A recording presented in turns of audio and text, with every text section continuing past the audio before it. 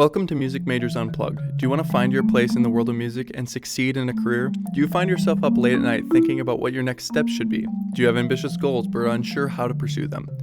Hello, my name is Aiden and I too was and still am a college student who wants to pursue music for a living but is unsure of what steps to take. I too feel overwhelmed with all of the things that I have tried to do to further my career and wished everything would just fall into place. I wanted to win a job, I wanted to be accepted into a summer festival, and I wanted to make a living in music, but I kept telling myself that I wasn't a strong enough player and that maybe music was not for me. I discovered that master classes were where I learned the best. Just listening and talking to professionals is the easiest way to learn about where you want to take your career in the future. In this podcast, you will learn about new career paths, listen to professionals that are working in the industry, and learn advice to take yourself to the next level so you can find your place in music. You and I mean, we've been friends for 2 years now, 3 years, and whatever you want to start. We've come a long way. We've come a long way. And I think one of the biggest attributes we share is this thing that we call doing the thing. Yeah. And I kind of wanted to talk about that because I was thinking about it. We went to a concert the other weekend and we were talking about it on the way home. And while we were talking about it, I was thinking about how my choir director actually used to say that same phrase, like do the thing. And so I wanted to ask you, I think you're like a great example of doing the thing. What does that mean to you? It's funny. I actually heard the phrase "doing the thing" from the marching band director here. Oh. You get it. You get this kind of whole thing. His thing was more like I think he was maybe being a little bit funnier about it. Make the thing, talking about the shape that we need to make it on the field, and then move the thing, do the thing, whatever. But it was you kind of are able to take some things away from some experiences in ways that maybe they weren't expressed in the moment. Was your question, what does it mean to do the thing? Yeah, to you. Yeah. And then I can kind of like... Yeah, great. I got sidetracked by the origin of do the thing. For me, doing the thing means, like I said previously, you don't want to half-ass anything. You want to put your all into something. But at some point, it's also just a matter of getting the motivation to actually just get off your ass and do it. If you want to do something, that's great. But to actually do it is a whole nother thing. Like you need to be, you need to have the knowledge on how to do it, obviously, but you need to, just really just go for it. There's a huge difference between saying you want to do something and actually doing it. And I think some people don't realize it because some people are just doers of the thing by nature. Right. But we see it a lot here, I think, where there's people that, you'll see it everywhere too. And I don't want to just make it sound like it only happens here. We see it here. We see it here because we're here. Right. But there's people here that will just, oh, you made that? That's great. I really wanted to make that, but I just like what? No, you just didn't do the thing, right? Because whatever reason, sure, there could be reasons that are like completely valid, but then we don't want to hear you talk about how you didn't do the thing. Right. Because we've experienced doing the thing and we know that doing the thing is not that hard. Yeah. It's hard, you got to put, like I said, you got to put your all into it, and that takes a lot from you. But we know that like as doers of the thing, doing the thing it doesn't take as much as you really think it does. It's a leap of faith in some regard, but just do the thing. Yeah. My origin of do the thing came from my choir director. I was in show choir. I was in the backup band. We called it the BUB, B-U-B, backup band. Oh, that's fire. Yeah. That's good. But he always told us just like that was the last thing he always said before we performed, is just do the thing. And to us, it always meant like you have it, like it's there. You've done it before. All you have to go out and do is just apply it. Mm-hmm. Like you've done all the work. There's no more work to be had. Right. Now you just have to go do it. And so to me, kind of in the same regards of like, I hear a lot of people say like, oh, I have this idea. Mm-hmm. or I have this thing done, and it's like, well, then go do it. Like if you have this project that you want to present to people, then just do it. There is no better time than right now. Yeah. If you have something, get it out. Get it out there. And I think this applies a lot to college kids. Like, yes, definitely. This is the best time to do it. There is no more of an experimental era for people than when they're in college, and that applies to so many aspects of life. Not an avenue that I'm necessarily talking about. Let's keep it on the music track. I think you know where I'm going. But like, there is no better time. You're still learning here. So if something flops, like if you want to do the thing and the thing that you do flops, who cares? Right. You're a college student. You're learning. You're doing it now because you want to learn how to do it. Maybe it's great the first time. If it's, if so, great. If not, you still learned something from it because you did the thing. That is like 80% of the battle is doing it. Mm-hmm. You know what I mean? Yeah. And like you said, if it flops, in the way I think about it, like if I try something and it doesn't work, guess what? I still have conducting tomorrow. Like I don't have a job where it depends on me. Like I'm not risking anything. Right. Yeah. Yeah. I still have class tomorrow. I'm still going to do all the same stuff. Just that attempt didn't work. Fucking sun is going to come up the next day because it does every day. You know what I mean? Like it will, regardless of how anything goes, you're fine. Like you will, well, no, that's a bad way of saying it. Regardless of how anything goes, you will not die from doing the music thing. And there have been people before you, and a lot of them are here. A lot of them are faculty members. I think that's the best part, right? Yes. Like you can talk to faculty members about your failed attempt, and they'll be like, "Yeah, I've done that." Yeah, and it's like, and some of them have greater stories. Yeah, some of them have greater failure stories than you'll ever experience in your life. You know what I mean? Like we'll something could have completely flopped for them, and they still found a way to learn from it, get better, develop, and eventually best that. Yeah, it's amazing to be able to be surrounded by so many people who care so much about something that they're willing to not only do the thing several times, but then be able to share their wisdom about doing the thing. Mm-hmm. It's a beautiful time to be here. Were there any people that you talked to during your process of making the album? Because I would have to assume, like, you believed in the music, but obviously there has to be some trepidation about, like, this is a new experience for me. Was there anybody you talked to and like kind of learned something from about their attempts on it? Yeah, well, the three people that I talked to were the aforementioned, my trombone professor, Dr. Williams, and the jazz professors here, Mr. Chris Merz and Dr. Michael Conrad. And all three of them have projects of their own that are, out there in the world, and they sound amazing. Like they're so good. They play so well. All the music is really well thought out and written. Not all of them wrote all the music for all that. But it is like it sounds professional. Mm-hmm. And so I knew I wasn't going to get that when I was doing this.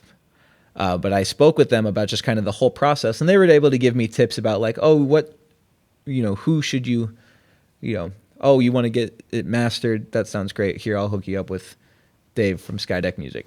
You need to record it? Okay, your best bet is probably to use the sound engineer here and also be able to record it here, since it's just a great way to make use of an awesome resource that's, upstairs from where you practice. Yeah.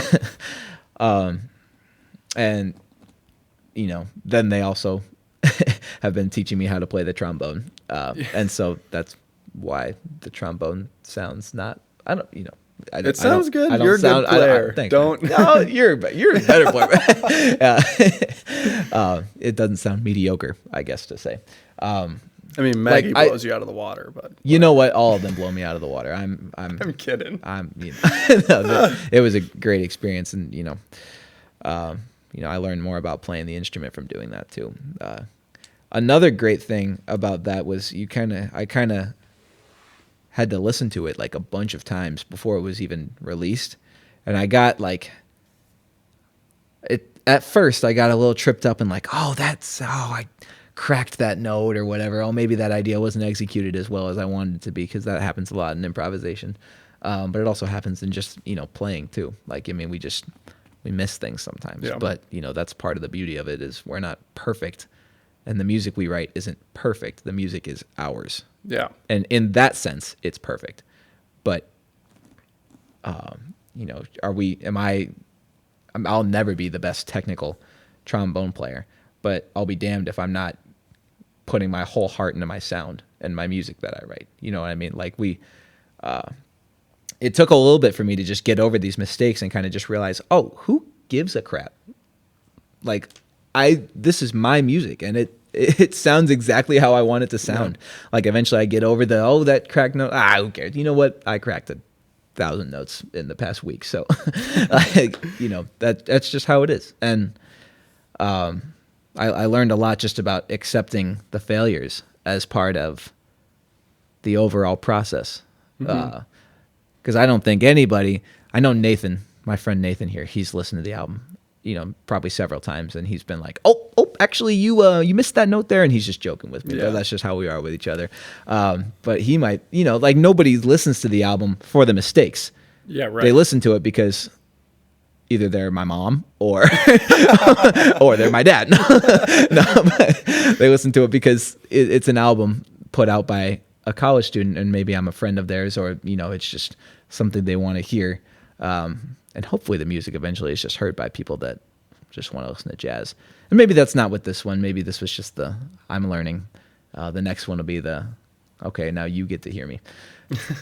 But regardless, like, I mean, it was a beautiful realization to just get to the point of the mistakes are always going to be the mistakes, but the beauty is the overall, right, what it is. And I think that might be another problem for some people when it comes to doing the thing is, but if, I messed up or if there's mistakes, people are going to hear that. And, we're surrounded by music majors who care deeply. We're surrounded by perfectionists. Everybody here wants to be as good as they possibly can. And if you mess up something, you know that you messed up something, because that's how we are as music majors. But that, I think, can be a huge roadblock for people sometimes when it comes to putting themselves out there and doing the thing. Like what if it's not perfect? Shut up. That's a stupid roadblock for you. Like, just go put yourself out there. This is we're only on this planet for so long. You got to put yourself out there. Yeah, I think like you said, music majors, just musicians fall subject to this like perfectionist thing. Yeah. And it does stop a lot of people. But it's fascinating. The more I perform, and I would assume you would concur with this, the more I perform, the more I realize that people do not hear the mistakes you're making, even if they're blatant. You know what I mean? Right. Like, okay, for example, last week I had my junior recital. Yeah. And I played a concerto by Ne Rosar, a marimba concerto that I had played in the fall for a competition. And I played it like almost note perfect in the fall. But when I played it for my junior recital, it was like at the end of this hour-long recital. And I didn't think it was that great. I chipped a lot of notes, messed up a lot. But that was the piece that got the most compliments. People were like, God, that concerto. It's just crazy. I'm like, and nobody's hearing these mistakes that I am like fixated on. My favorite thing about watching you in that recital was just the way that you moved, and you moved with such a purpose, and you were so like convicting with everything that you were doing in every single one of those pieces. So any of those mistakes, it would have sounded more like if you would have listened to a recording and compared, you would have been like, oh, the recording is wrong, because look at this guy move, and look at this guy, play with such authority that like he owns his performance. You talk about movement, and I think that is one of the biggest things about doing the thing, like just not even acknowledging that you make mistakes when you're playing is a huge thing. Right. And honestly, like there are like masks that, not actual masks, but like there are ways that musicians, I've seen it when they try and perform and they make a mistake. Even if it's obvious, maybe somebody of our knowledge will be like, oh, okay, maybe they missed that note or whatever. Like, you know, when you chip a note on the trombone, like you crack a note, it's pretty obvious. It's there. It's like, you know, if it doesn't sound harmonically right, you know, like you'll notice, but you know, who cares? But like some people will even maybe like have a poker face that they switch on to try and make it look like they're not. Yeah. Or you know, try and cover up the mistake, but it'll be like you shouldn't do that either. Right. What you should do is play the next note. Right. Because the next note. Yeah, there's the people that immediately get defensive or they grimace and they're like, that was the note. Oh you my know? God. And it's just so sad because then it's like, as somebody watching the performance, you are immediately aware that the mistake was made if you weren't orally aware. And the worst part about it is being a musician, you don't think about this, but you play 1,000 notes in a performance. And so that one note, right. And that one note that you messed up, it feels like the only note you played that entire night. It feels like you went on stage, you chipped a note and you walked off. Yeah. But nobody else notices that. No, they noticed all of the flashes of amazing things that you did before. I mean, like we're playing, like for me, I'm putting air through a tube at the speed and, you know, length of however long I want to do it. I mean, like just the bare science of all the things that we do is amazing. Yeah. Like fish can't do what we do. That's true. That's true. but like, I mean, it's just, there's no reason that anybody should beat themselves up about the mistakes. And it gets tricky when we're doing competitions. Right. I mean, if we want, like if we're putting on a senior recital, that's a little bit different because that's just, what did you learn? Who are you as a performer at this moment in time? But if you're doing a competition, you're doing it to compete against other people and you're doing it to ideally win. Yeah. And so every chipped note or everything that you miss is, you know, one step backwards from the finish line. But the best performances are the ones where you can just tell that somebody's heart is in it. And if they make a mistake, they move on and they play the next thing. And usually, like, no one ever thinks about the mistakes of a great performance. They think about what was the moment that hit them right in the sweet spot in the heart. You know, I mean, like what happened that like somebody can go home and think about. And nobody remembers the mistakes, even if they like are like, oh yeah, that happened. At the end of the concert, nobody's thinking about it. No, they're thinking about the moment that was like, oh my God. If they are, they should not go to another performance because that's not who the music is for. I didn't write my album for the people that wanted to critique music. You know, the Anthony Fantanos, it's a big call out. Downbeat magazine writers. I didn't write it for them. That's not who I wrote it for. I wrote it. In the album liner notes, I said to my mom, dad, and broski, this one's for you. And it wasn't because the music is about them or something that they need to have resonate with them. It's because those three people specifically, you know, helped see me through life. And now this is a celebration of the knowledge that I've gained. And so it's for them. Mm-hmm. And like, I know they're super proud of me, and they, you know, if they don't like the music, they pretend, and they, you know, like you just need to think about when you're doing something, who are you really doing it for? And if you're doing it for yourself, that's fine too, but you shouldn't do it for yourself with the idea that everything is going to be perfect and there's going to be nothing wrong with it, because there's going to be something quote unquote wrong with everything. That's how life is. That's true. Yeah. Yeah. My professor always is a big advocate for it is much more important that you be musical and very intentional with your sound. Mm-hmm.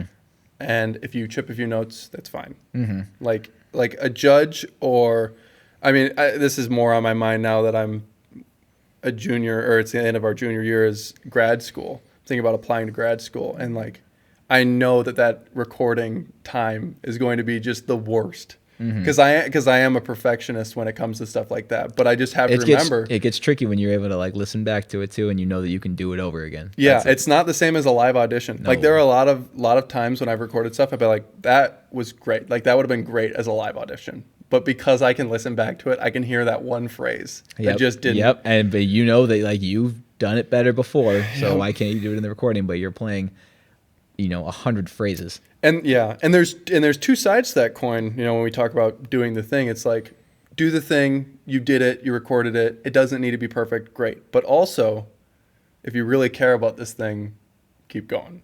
Yes, that's a good point. Well, and kind of tying back to the album, if that's okay. I'll let you do it. Oh, I appreciate that, man. Like the mixing process is where I kind of learned a lot about that too, because it would have been really easy to just be like, wow, that was fun. We recorded these 7 tunes. Let's call it. Let's put it out there because that was so much fun and I want people to hear it. But if I do want it to sound professional and not waste anybody's time with this, including mine, we need to go the extra length. We need to, touch up the mixings, make sure the audio sounds great for everything, or as great as we can make it sound. Because, you got to take those extra steps. That's another part of doing the thing, I guess. Yeah, that's a good point. You got to take those extra steps and make sure it's everything that you want it to be. Once you've done the thing, you might not actually really be done with the thing. Right. But you have done the thing. Yeah, you just need to finish the thing. We got to make this like a shirt, bro. Do the thing. Do the thing. Finish the thing. You've done the thing. Do another thing and finish. Keep going. And then finish with a that new thing. And then do 80 more things. Yeah, which, you just said it as a joke, but I think that resonates. Do 80 more things. Keep going. Yes. Like, you can't just be complacent with, and I know you're not, because you Right. keep talking about, you want to write another album. And, The next one, yeah. Yeah, and like, we've both been gassing each other up over summer festival auditions. I was like, oh, I'm going to audition for this one. Oh, I'm going to do this one. And you like auditioned in, where Austria or something? Or Croatia. Yeah. No, and I didn't get into anything for this summer, which is completely fine with me because it's a learning experience. It was a chance to, play with other musicians when I had to audition with that music. That's a blessing in itself that people don't really think about when they do that kind of thing. But yeah, it's, I'm taking chances. I'm shooting my shot. And that's yeah, you easily could have been like, Aspen sounds good. We'll try for Aspen. Yeah. And that's it. But how many did you do? I ended up applying for 3. 3. Yeah. But yeah, I those 3 are exactly what I would like to do with my time if I were to get the chance to do it. But it could have been easy to be like, oh, I'm just going to get fixated on this one. Right. But if multiple things sound appealing to you, do them all. You had this experience. You auditioned for a bunch of stuff, and you got into things that overlap. Yeah. So you have to, pick one or like Yeah, I ended up auditioning for 8 summer festivals. That's crazy. And I got into 4 of them. Yeah. 50% clip, man. Baseball players hit. You're a good baseball player if you hit 300. I'm not taking as many pitches as they are. Okay, I was gonna just gas you up a little bit. Well, but that's cool, man. No, you're right. Yeah, whatever. I'm saying one summer festival is like the equivalent of 3 at bats. All right, sure. I don't know. I don't know. But I don't remember what you said, but it made me think about this. Was, oh, you could just fixate on something, or I think I hear a lot from people is like they hear. Sometimes there's like this political side of music. So I'll just use our concerto competition as an example. Sure. You and I has a concerto competition, and historically has not been very brass heavy in finals, or I guess I don't even know about finals, but I just winners. Brass or percussion. That's true. Brass people don't seem to win as often as like woodwinds or strings. And so there are a lot of people that are just like, well, why even try? Right. There are people. Yeah. There's people in the studio that I think are better players than I am that are just like, I tried this year and I moved on to the semifinals and I didn't move on past there. But there are people that didn't even take the steps to even go for it because they think, oh, well, brass players don't win. Right. It is what it is. I mean, like that. I won't win, so I get super super fixated on something that will eventually just let me down. And I think that mindset is dangerous as a musician. Now, the competition mindset's also dangerous, but because I did find myself, kind of getting fixated on this. I became a better player. Like the piece I worked on for that competition was like the hardest piece I had worked on up to that point.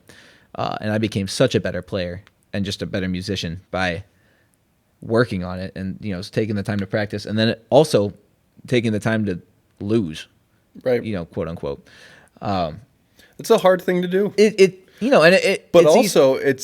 90% of our career. Yes. And it takes a lot to take a loss like that and, get hit on the chin and get back up because, you lose that competition and it might feel like, oh, all this work that I did was for nothing. If I put in more work on something else, it's just going to end up being for nothing again.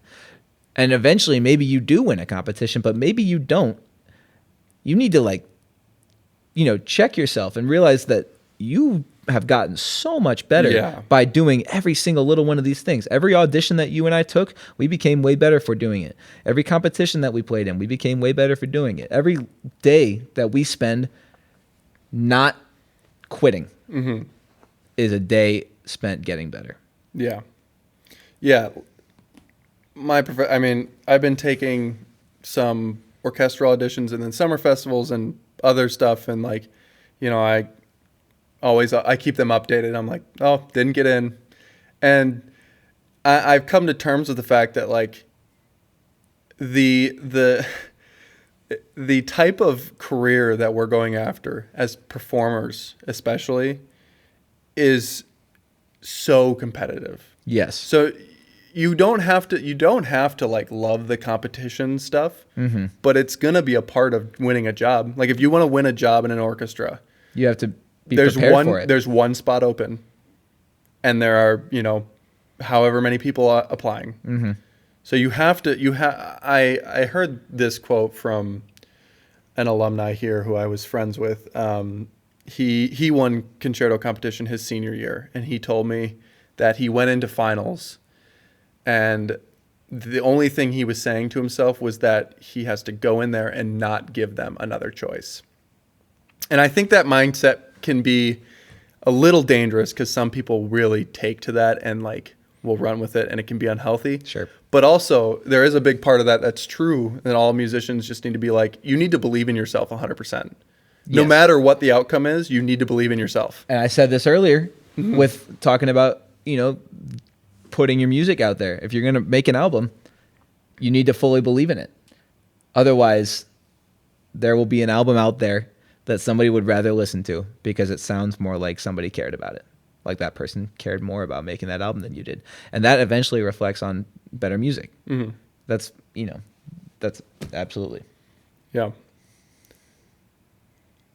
Well, I didn't really have anywhere else to go with it. Do you have anything else to say about doing the thing? Do the fucking thing. No,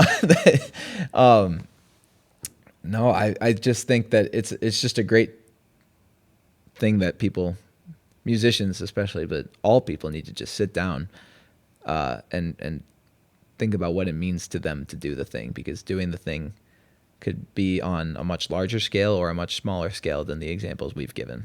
We don't, it could be doing the laundry. Yeah.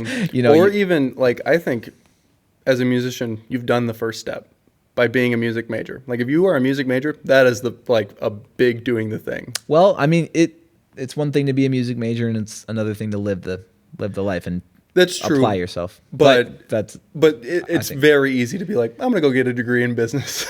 Well, I mean, I've tried since I've been here, I've tried not dismissing the difficulty of any other major offhand, because you never know the challenges that I don't mean the through. degree is easy. I just mean the job security. Yes, that great point. Point. I don't mean to say that any other major is easier than music. I don't think that. I think that we get biomedical engineering would not be for me. I think we get a lot of joy out of our lives that we've picked already, that people of our age studying I don't know, law. Yeah, they might not they don't get those little wins. No, for sure. I mean, we get I pride myself on acknowledging that, especially the performances that go really well, or the performances where I get to have music of mine played.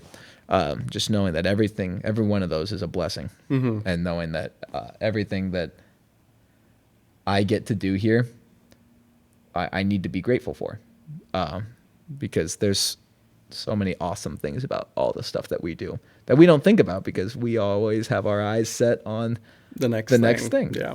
We want to do the next thing. And sometimes doing the easy thing, it's still doing the thing, but like there's so much that we can just take away and be proud of by doing the easy thing too. So I mean, like, seriously, just do the thing. Do the thing. Be inspired by what's going on. Believe in yourself. Yeah. Yeah. Well, Levi, thank you for coming on. Thank you, man. It's fun.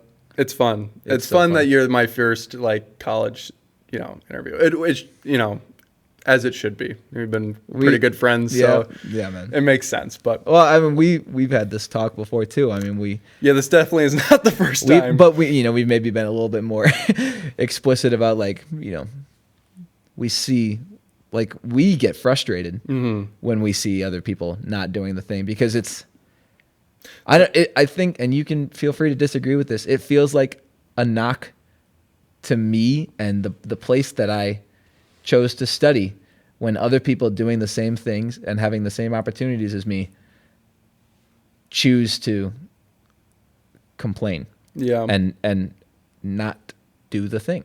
I just get sad because I think there are a lot of good musicians out there that are just unwilling to apply themselves. Sure. And like, and at the end of the day, music is just about this bigger thing than us, right? Yeah. Like, I'm definitely not trying to be an orchestral percussionist because I want to be famous. Sure. Because it's because I want to make good music and I want to inspire people. Yeah. I mean, most of the famous orchestral musicians that you can name, well, I would say, and this could be wrong, but I would say the average person, 50% of the musicians they can name are amazing musicians, and 50% of the musicians they can name are people who got in trouble. You know what I mean? We're not going into a thing because we want to be globally recognized. We want to have the opportunity to perform at the highest level. Right. And to, the people that really care about the stuff that we do will experience, and maybe they'll know our names, but at the end of the day, they'll know the music that we play, and they'll know that we care about it too. Mm-hmm. And you create connections over that and whatnot. But yeah, it is sad to see people not fully unlock their potential. Yeah. But that goes with anything too. I mean, like, yeah, there's just so many things that we've talked about already that like apply to so many different things, but we just only see it because we only see it from the music side. True, because we're music majors. I mean, this whole conversation is not exclusively for music majors. It just so happens that this is a music major podcast. Yes, it's what we've experienced. But yeah, man. All right. This is great. Awesome. Well, I appreciate it. Do you have anything you want to shout out? I don't know if you have anything in the works or any shows coming up. You playing at Sean's thing? No, I have another gig that day too. I mean, I don't have like a whole lot of gigs planned for the summer, but it's funny enough that gig landed on the day that I have another one. No, I mean, check out the album if you want. What Once Was. Yeah, we'll have it linked below. And be on the lookout for the next one, because, I was just working some stuff out of the piano today, and I'm excited about what's coming. I think I got ideas flowing, and I know you got stuff coming too, and everybody, it's just a great time to be alive and great time to make music, man. Sweet. Yeah. Awesome. Well, thank you for listening. If you happen to be in Italy this summer, Levi and I will be there, and you can buy us a drink. Please, we want to drink. Yeah, we'll definitely take you up on that. But we'll also just talk to you as well. Yeah, we're good people. We'd love to talk. I don't know if I have any Italian viewership, but you know what? You never know, man. Never know. Wow. As time would have it, it seems as if it's time for the concert to start. Are you going to that? I am. All right, you better get going. All right. Thank you guys for listening. Later. Thank you, Levi. Alright, I hope you enjoyed today's episode. If you could take 30 seconds to follow us and share with a friend who also might find this information helpful, that would mean a lot. Follow us on social media. It means the world to know that this podcast is making a difference in your life. Keep practicing, performing, and learning. We'll be back soon with another episode.